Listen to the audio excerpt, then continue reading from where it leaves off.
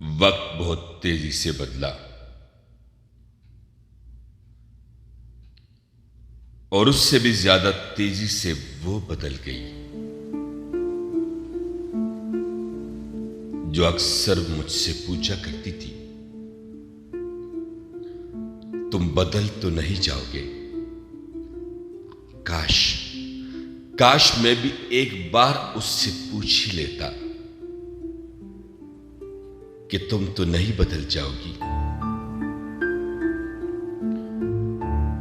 धीरे धीरे हम मोहब्बत की दलदल में दसते चले गए। बज़ाहिर तो ऐसा ही था, मगर हकीकतन इस दलदल में दनसा हुआ मैं ही था। मगर खैर रफ्ता रफ्ता वक्त गुजरता गया और एक दिन वो मायों के पीले जोड़े में फूलों के जेवर पहने, मेहंदी की खुशबू में रची किसी और के नाम होने से पहले वो मेरे रूबरू आ गई।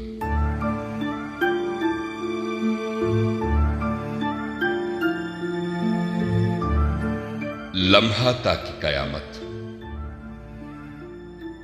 मगर कयामत भी गुजर ही जाती है, सो मुझ पर भी गुजर गई।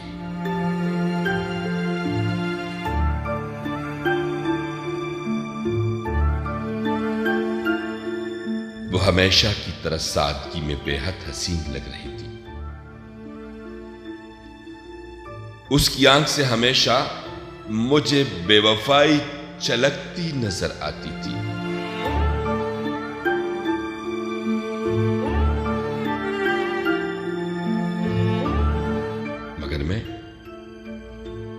मगर मैं यकीन करने से डरता था, तो हमेशा नजर चुराने में कामयाब हो जाता था। और आज वही बेवफाई उसकी आंखों से मेरी आंखों के सामने चलक गई और मैं इतना बेबस था कि नजर भी न चुरा सका।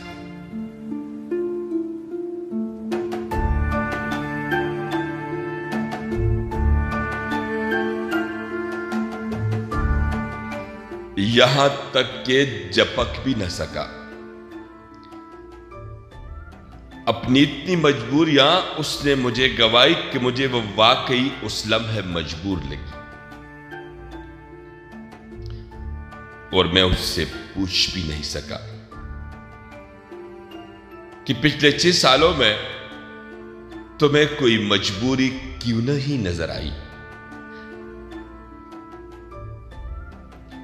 जब तुम मोहब्बत की राहों में मेरा हाथ थामे एक अदा से चलती थी।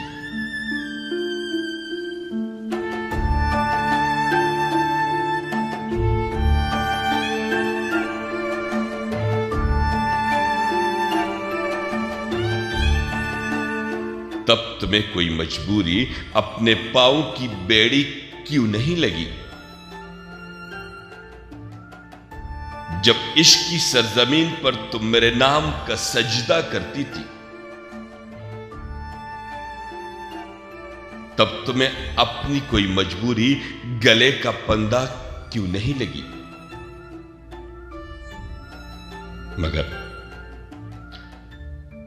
मगर मैं कुछ नहीं कह सका।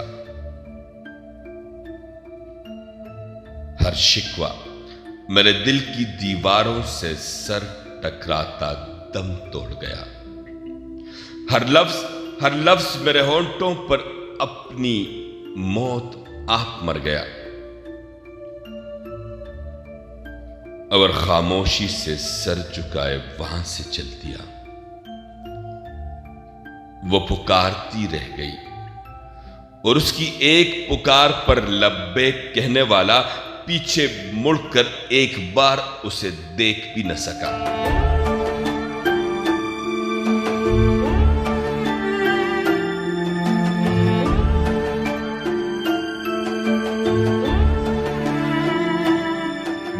गूंगा बहरा बना, वहां से आंधा धुंध भाग गया कि मुझे डर था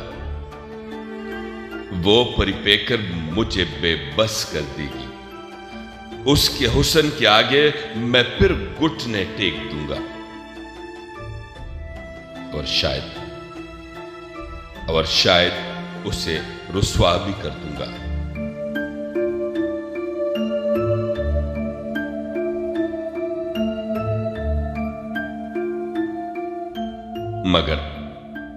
मगर रब भी उसकी तरफ था। सोच रहा वो मेरे हाथों नहीं, मैं उसके हाथों रुस्वा हो गया। पूरे 2 दिन 4.5 घंटे 15 मिनट और 6 सेकंड बाद उसके नाम से मेरा फोन जगमगाया था। दिल पर रखा पत्थर उठाकर मैंने फोन को उठाने जैसा अजाब झेल ही लिया। पूरे 40 सेकंड वो और मैं चुप रहे और हमारी खामोशी बोलती रही।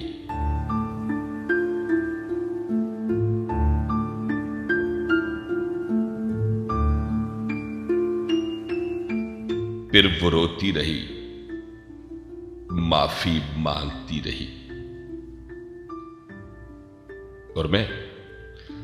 और मैं जवाब में बस इतना कह सका, मेरा एक काम करोगी? उसने पूछा, क्या? अपने निकाह के वक्त मुझे फोन करके स्पीकर ऑन कर सकती हो? मगर उसके मगर के बाद मैंने उसे कुछ कहने का मौका नहीं दिया और फोन काट दिया। मुझे लगा उसकी अब भी कोई मजबूरी होगी, मगर उसने चंद लम्हे बाद मुझे फिर राब्ता किया और कहने लगी, हाँ मैं ऐसा कर दूंगी। हाँ मैं ऐसा कर दूंगी, तो क्या तुम मुझे माफ कर दोगे?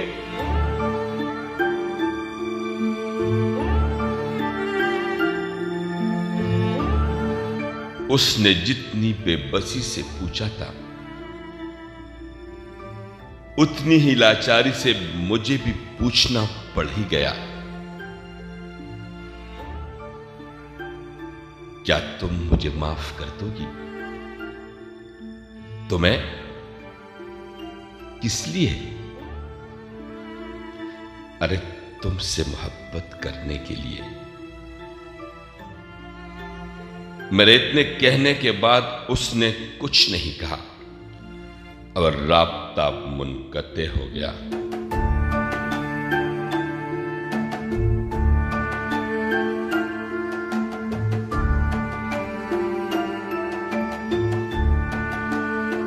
ठीक 1 दिन बाद उसका निकाह था और मैं उसके लबों से अदा होते लफ्जों की आवाज सुनने के साथ साथ उसके होंठों की जुम्बश भी टेलीफोनिक राब्ते से देख सकता था। और फिर उसका कबूल है, कबूल है, कबूल है मुकम्मल हो गया।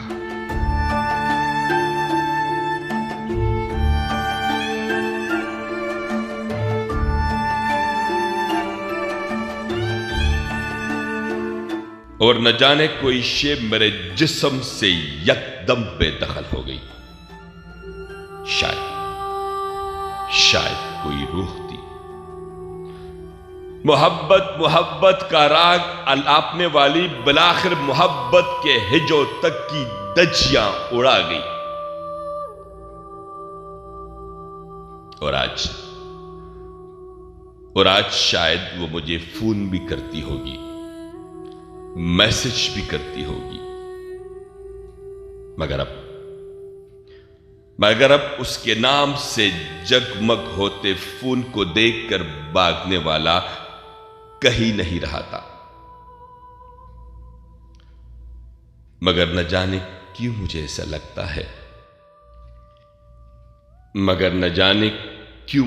लगता है, उसे मुझसे बेवफाई की सजा में कुछ बहुत बुरा मिला है।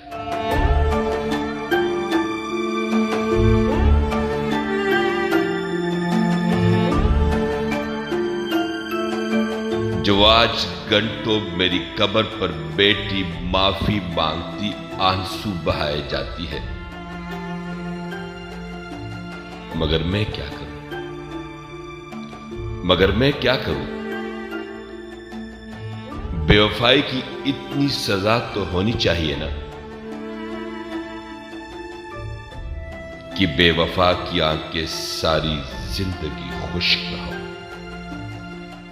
जैसे उसकी नहीं होती, जैसे उसकी नहीं होगी, जैसे उसकी नहीं होती, जैसे उसकी नहीं होगी।